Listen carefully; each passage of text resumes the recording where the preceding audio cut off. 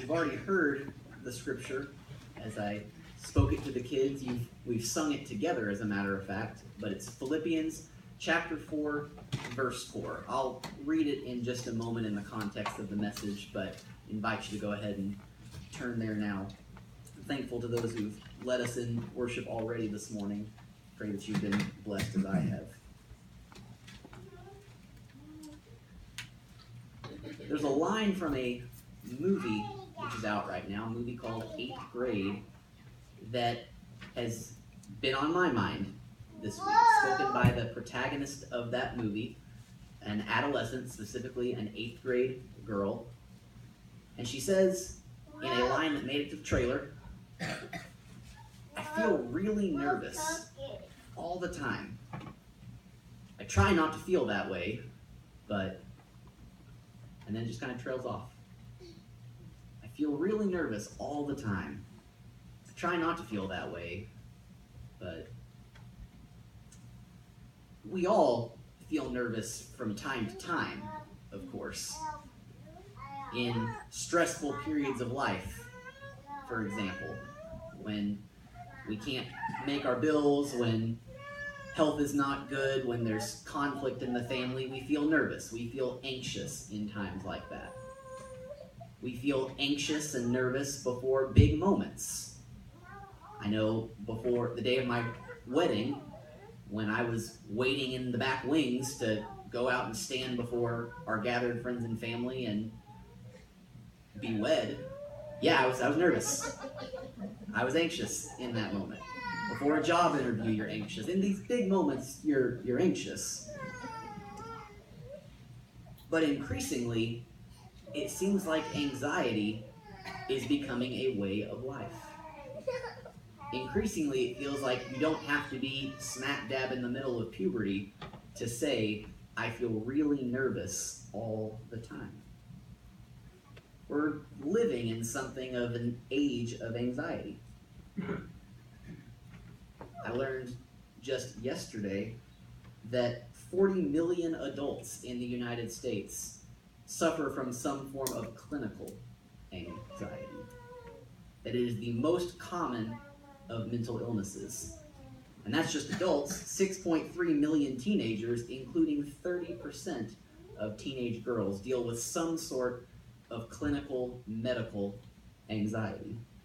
And if it seems, as that line from the movie would indicate, that it's becoming more prominent as the years go by, Google would seem to agree, because Google searches for anxiety, just the word anxiety, have increased by 150% since the year 2004. Clearly I was contributing to that in preparing for this. And why not? It makes sense for us to be more anxious than we used to be. It makes sense because now when we grade ourselves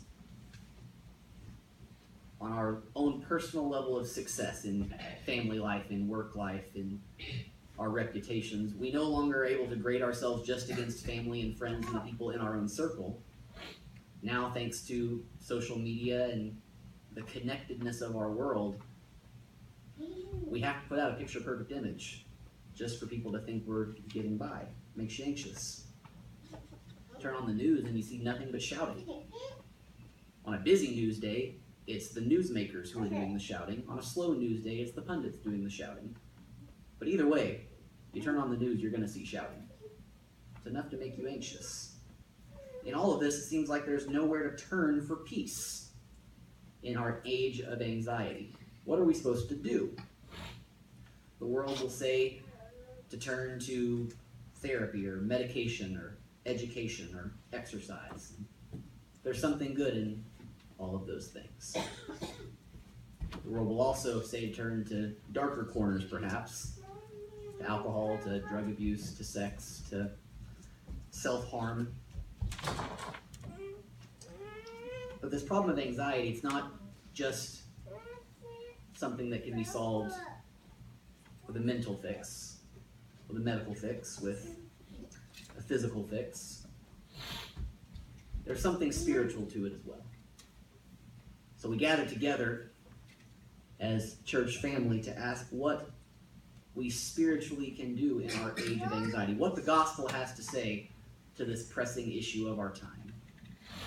And I want to tell you this morning that the good news from the gospel is that the gospel's answer to anxiety, quite simply, is joy. The gospel's answer to anxiety is joy. We're in the book of Philippians this morning, chapter 4, verse 4. Philippians is a joyful book. Chapter 1, verse 4. Constantly praying with joy in every one of my prayers for all of you. That's what Paul says, writing to this church in Philippi. 14 verses later, he says, I will continue to rejoice. In chapter 2, 18, he says, even if I'm being poured out as a sacrifice, even if I die in my current situation, even then I am glad and I rejoice with all of you. In 4:10, he says, I rejoice in the Lord greatly. Joy, joy, joy. He can't stop talking about joy in this letter to the Philippians. In 104 verses, he says it 16 times. Joy or rejoice, some form of the word. He can't go 7 verses without talking about joy in this letter to the Philippians. And that is amazing considering his circumstances, considering his church's circumstances. Because we know just when we read this letter straight through, this was a church going through some stuff. We know from the 4th chapter that there was division in this church between some of its leaders, Euodia and Syntyche. Something was going on between these two women, and it was harming the fellowship of the church. There was division, and that needed to be dealt with. We know that there were false teachers on the loose that needed to be dealt with. Those saying that all who would claim Christ must also be circumcised and must adopt every aspect of the Jewish law simply to be called a child of God. Paul thought he'd put this teaching to bed years before, but nevertheless it sprouted back up in Philippi, and that needed to be dealt with. We know his co-worker Epaphroditus, who had served with him when he had originally been to Philippi and started that church. We know that Epaphroditus, who the Philippians loved even as Paul did, had recently grown so sick that he had almost died from his sickness. We have division, we have false teaching, we have worry. And in the midst of all of this, Paul's writing this letter from prison. Not from the comfort of his home, not from the comfort of a church office. Paul's writing this from a prison somewhere, just to get a few words of encouragement to the Philippians. So in the midst of all this, all of these bad circumstances, what is it Paul tells the church? As they go through all of these struggles, these trials, what does he tell them? Does he say, buck up? Does he say, endure? Stoically plow forward? No. What he tells the church is to rejoice, to celebrate. Rejoice in the Lord always. Again, I say, rejoice. Rejoice always, he says. One of my heroes is a man named Buck O'Neil. Buck O'Neil played baseball in the 40s and 50s. Shocker, I know that he'd be one of my heroes. But his circumstances were different from a lot of the typical baseball heroes of the 40s and 50s. He didn't play in the major leagues. He was black, so he wasn't allowed to for a little while. He played in what was called the Negro Leagues, the black-only league, because integration had not yet happened in the big leagues.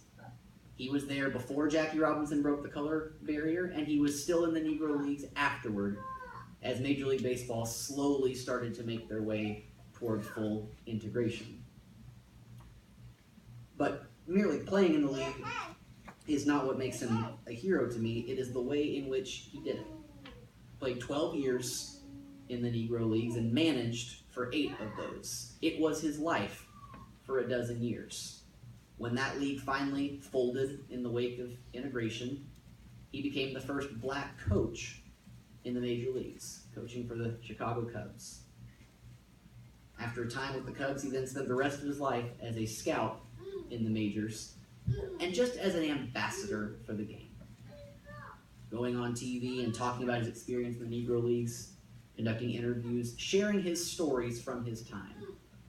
And without fail, when asked about his time in the black-only league, he was asked whether he held any bitterness about his situation, if he resented being left out of the major leagues. Always without fail, he would say no. We had a great league. We had a great time. We did amazing things in that league. I'm just sorry that all those white folks missed out on it. For 40 years, that was his course. For 40 years. And so, finally the day came, 2006, when Major League Baseball announced that they were going to be having a special Hall of Fame class that year, the National Baseball Hall of Fame in Cooperstown, where they would be opening up the floodgates for the Negro League ball players. That they'd be doing a considerable amount of research to see who was worthy of the honor. Some, the biggest names, had already been inducted, but there were many more whose stories needed to be told. And Major League Baseball said, we're opening the floodgates, we're going to let them all in, essentially. Get ready for a big Hall of Fame class. Buck O'Neil was consulted. He had the stories, he knew the names, he knew the people. And everyone assumed that his name would be one of the ones entered in. He'd served the game for 50 years by that point. Day finally came for the announcement. 17 players were inducted into the Hall of Fame. 12 from the Negro Leagues. You look down the list, see who all was included. You got to 15, 16, 17. And Buck O'Neil, this man who had so selflessly served both the bygone Negro Leagues and the sport of baseball in general, his name was nowhere to be found. Mysteriously, there's still no good explanation for it, he was left out. But none of that is why he's my hero. The reason that he's my hero is for how he handled that moment. In the wake of this crushing disappointment, he was asked by the Hall of Fame to speak on behalf of those players, many of whom had already died, to tell their stories as he had done for decades. He stood up on that dais, the dais where he should have been sitting with the other Hall of Famers. Stood up and told those stories. Stood up and made people laugh, made people cry. Told the stories he devoted his life to telling. And then at the very end, he told the crowd how thankful he was to be there that day. How much it meant to him to tell these stories one more time, even in his old age. How blessed he was to be there. And he asked the crowd to grab one another's hands and join him in singing a song. The song that he said spoke to what his life was all about. And in unison, hundreds of people followed Buck O'Neil as he sang, "The greatest thing in all my life is loving you. The greatest thing in all my life is loving you. The greatest thing in all my life is loving you. The greatest thing in all my life is loving you." Joyful to the end. We mistake sometimes joy for happiness, for contentment. They are the same thing. We think they're synonyms. We think that to be joyful means things are going well for you. that the only way to be joyful is to be in the midst of good circumstances. It seems from Paul's witness here that that is not the case. Because in the midst of terrible circumstances, Paul says, "Rejoice in the Lord always. Again, I say rejoice." From a prison cell, he penned the words, "Rejoice in the Lord always. Again, I say rejoice." Joy, you see, is rooted in something much deeper than circumstances. Joy is rooted in something bigger than just what is happening to you. Favorite short story of mine is The Secret Life of Walter Mitty, 1939 short story about a man who goes to run errands with his wife. He's an oppressively ordinary man. But as he runs his errands, he starts to imagine that his life was different. He leans against a wall and imagines himself as a fighter pilot, dropping bombs over foreign nations, engaging in adventures that he can only dream of. Then they go to the pharmacy, back to real life, and now he imagines himself as a brilliant surgeon, carrying out a procedure that no one else would even dare to try. Then they go to the grocery store, back to real life, and now he's an assassin on trial. After having carried out dozens of dangerous missions, he's finally going to receive his comeuppance. And then they start to make their way home. Again and again, Walter Mitty gets lost in these fantasies and loses sight of what his real story is. For the follower of Jesus Christ, you have a story. You have a story to tell. You have a story about who you once were before you knew Jesus. Whether you were 6 years old when that happened or 86 years old. You have a story about the person you used to be, and then you met Jesus. And he turned your life around. He saved you from who you were. He saved you from who you would have become. And he made you into new creation. He made you a child of God. For anyone who professes faith in Jesus Christ, that is your story. That is your real story. That is who you are. Bad circumstances will try to derail your story. The difficulties of life will try to tell you that that's just a part of who you are. Your story is that you're sick. That's who you are. Your story is that you're guilt-ridden. That's who you are. Your story is that you are a sinner. That's who you are.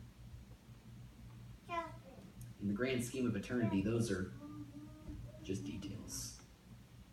Your real story has already been written.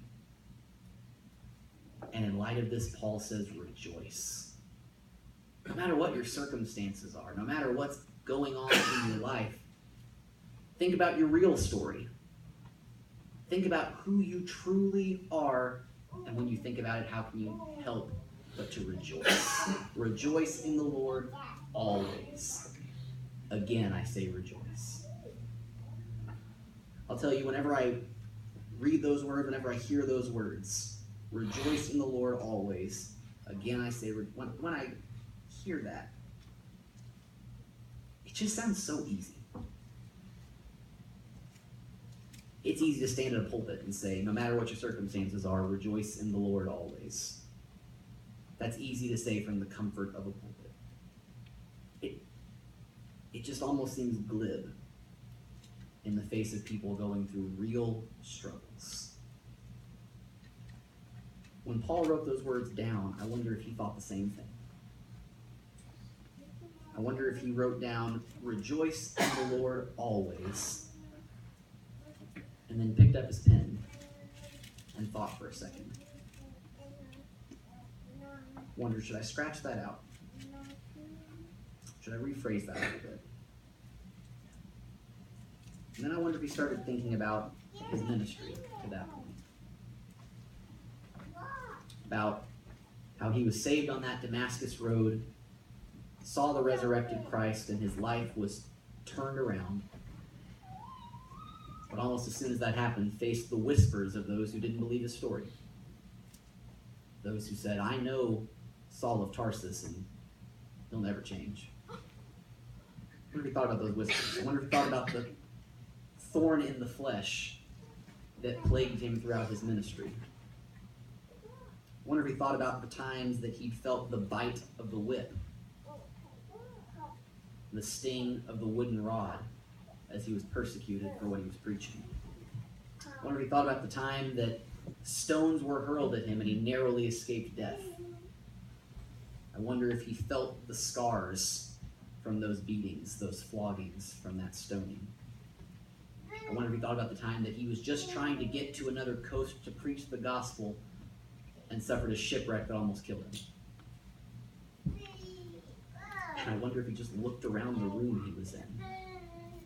The dark cell that barely provided enough light for him to write the words he was putting to paper.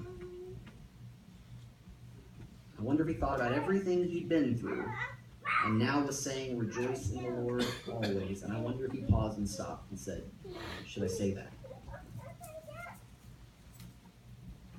And as I imagine that, he puts his pen back on the paper and writes, again I say, rejoice.